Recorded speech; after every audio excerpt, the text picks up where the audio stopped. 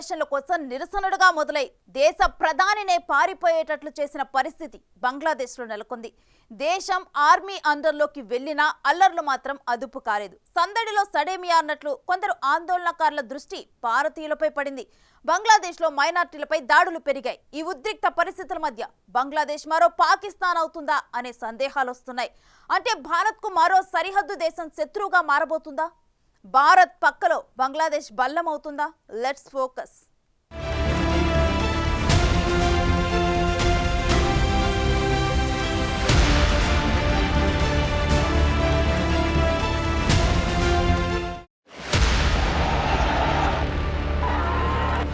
బంగ్లాదేశ్లో అస్తవ్యస్తంగా మారిన వ్యవస్థ,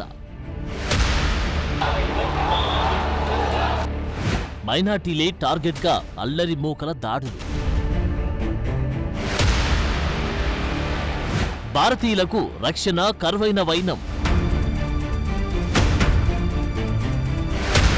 భారత్కు తూర్పు పాకిస్తాన్ ముప్పు తప్పదా?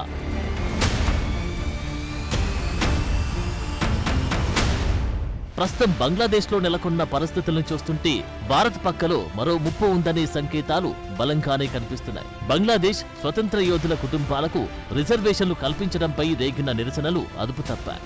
దేశంలో పెరుగుతున్న నిరుద్యోగానికి, ఆర్థిక సంక్షోభానికి మాజీ ప్రధాని షేక్ హసీనా నిరంకుశ పాలనే కారణమనే భావన పీక్స్కెళ్లింది. విద్యార్థులతో మొదలైన నిరసనలు దేశవ్యాప్తంగా ప్రకంపనలు సృష్టించారు. యువత, విద్యార్థులు కలిసి అల్లకల్లోలం సృష్టించారు. నిప్పుల కొలమిలా మారిన దేశాన్ని నియంత్రించలేని పరిస్థితికి ప్రధాని హసీనా చేరుకున్నారు. మిలిటరీ సైతం ప్రధానిని రాజీనామా చేయమనే స్థాయికి వెళ్లింది. దేశం ప్రధాని చేయి దాటిపోయింది. చేసేది లేక ఆమె పలాయనం చిత్తగించాల్సి వచ్చింది. తల దాచుకోవడానికి భారత్ సహకారం కోరారు హసీనా. సరిగ్గా ఇక్కడ నుండి బంగ్లాదేశ్ అల్లర్లలో మరో కోణం వెలుగు చూసింది.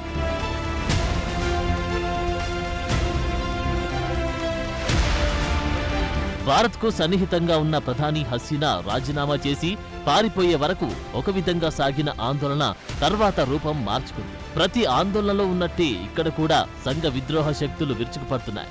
బంగ్లాదేశ్లో ఉన్న మైనార్టీ హిందువులపై దాడులు జరుగుతున్నాయి. మైనార్టీ కమ్యూనిటీలే టార్గెట్గా దోపిడీలు, అల్లర్లు పెరిగాయి. ప్రధానంగా హిందువులు దాడికి గురవుతున్నారు. నోబెల్ అవార్డు గ్రహీత మొహమ్మద్ యూనస్ ఆధ్వర్యంలో మధ్యంతర ప్రభుత్వం ఏర్పాటు ఖరారైంది. అయినా అక్కడ హిందూ దేవాలయాలకు నిప్పు పెట్టడం, హిందువుల ఇల్లు, వ్యాపారాలపై దాడులు చేయడం వంటి వీడియోలు సోషల్ మీడియాలో వైరల్ అవుతున్నాయి. అదే సమయంలో బంగ్లాదేశ్లోని ముస్లిం మత పెద్దలు కుమిల్లాలోని హిందూ దేవాలయానికి కాపలాగా ఉన్న దృశ్యాలు కూడా లేకపోలేదు. అలాగే ఢాకాలోని ఢాకేశ్వరి మందిరాన్ని బంగ్లాదేశ్ విద్యార్థులు కొందరు రక్షిస్తున్నట్లు కూడా సోషల్ మీడియా వీడియోలు చూపిస్తున్నాయి. అయితే ఇది ఇంతటితో ఆగేటట్లు మాత్రం కనిపించట్లేదు.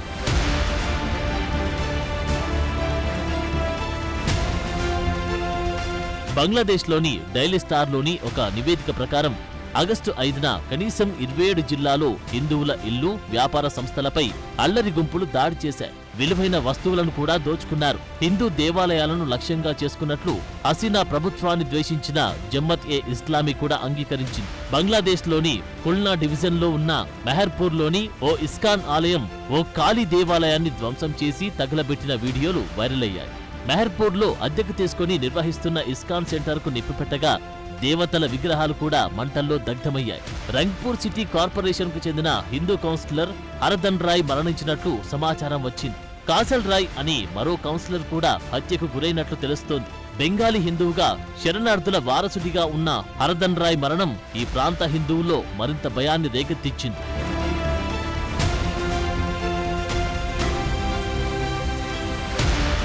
బంగ్లాదేశ్ హిందూ, బౌద్ధ, క్రిస్టియన్ యూనిటీ కౌన్సిల్ షేర్ చేసిన సోషల్ మీడియా పోస్ట్ ప్రకారం దేవాలయాలు, ఇల్లు, హిందూ సమాజ నిర్మాణాలపై 54 దాడులు జరిగినట్టు తెలుస్తోంది.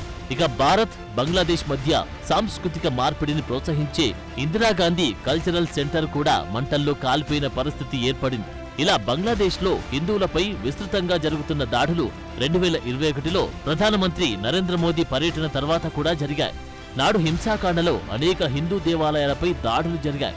అయితే ప్రస్తుతం బంగ్లాదేశ్ జనాభాలో హిందువులు 8%గా ఉన్నారు. 1951లో బంగ్లాదేశ్ జనాభాలో హిందువుల వాటా 22%గా ఉంది. హిందూ అమెరికన్ ఫౌండేషన్ నివేదిక ప్రకారం 1964, 2013 మధ్య మతపరమైన హింస కారణంగా 11 మిలియన్లకు పైగా హిందువులు బంగ్లాదేశ్ నుంచి పారిపోయారు. అయితే హసీనా పాలనలో దాన్ని అదుపు చేయడానికి తీవ్రంగానే ప్రయత్నించారు. ఇక ఇప్పుడు హసీనా బహిష్కరణ తర్వాత బంగ్లాదేశ్లో భారతీయులు నివసించడానికి వణికిపోతున్న పరిస్థితి వచ్చిందని అభిప్రాయాలు పెరుగుతున్నాయి.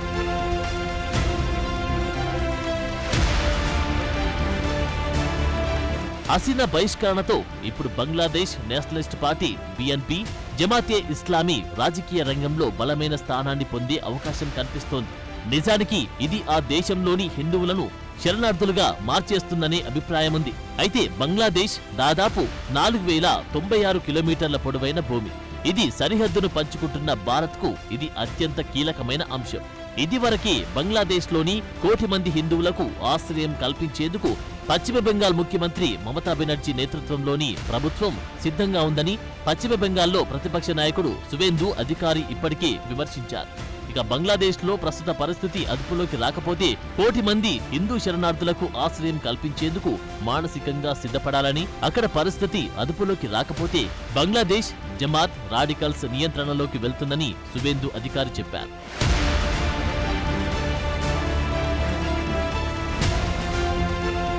అయితే బంగ్లాదేశ్లో సమస్య ఎలాంటిదైనా అక్కడ ముస్లింల మనోభావాలు రెచ్చగొట్టబడినప్పుడల్లా వారు తమ భూమిలో కాఫీర్లను మాత్రమే లక్ష్యంగా చేసుకుంటారనే కామెంట్లు కూడా వస్తున్నాయి. ఇలాంటి పరిస్థితుల్లో మధ్య భారత ప్రభుత్వం కూడా దీనిపై ఆందోళన వ్యక్తం చేసింది. ఆగస్టు 6న లోక్సభను ఉద్దేశించి భారత విదేశాంగ మంత్రి ఎస్ జయశంకర్ మాట్లాడుతూ పొరుగు దేశంలోని మైనార్టీ వర్గాల స్థితిగతులపై భారత్ తీవ్ర ఆందోళన చెందుతుందని, బంగ్లాదేశ్ సైన్యంతో తాను టచ్లో ఉన్నానని చెప్పారు. బంగ్లాదేశ్లో ఉన్న 19,000 మంది భారతీయుల్లో దాదాపు 9,000 మంది తిరిగి వచ్చారని, ఇందులో ఎక్కువగా విద్యార్థులు ఉన్నారని కేంద్ర మంత్రి జయశంకర్ తెలిపారు. బంగ్లాలో పరిస్థితులు అదుపులోకి వచ్చే వరకు అక్కడున్న హిందువుల గురించి ఆరా తీస్తుంటామని మంత్రి వెల్లడించారు.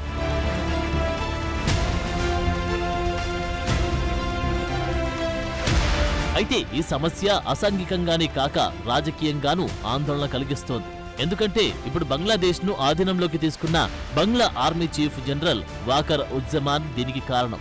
ఆయనను ఆర్మీకి చీఫ్గా అపాయింట్ చేసుకోవద్దని, జమాన్తో జాగ్రత్తగా ఉండమని గతంలో భారత్ హసీనాను హెచ్చరించినట్లు కూడా వార్తలు వస్తున్నాయి.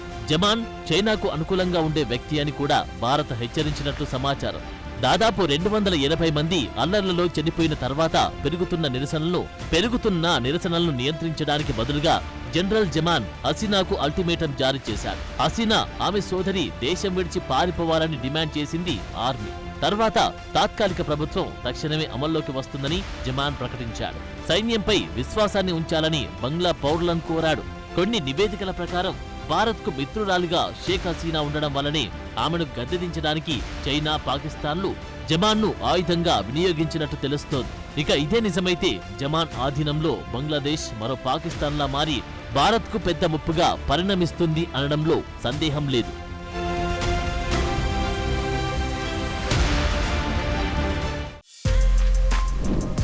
For more videos like this, subscribe Big TV channel.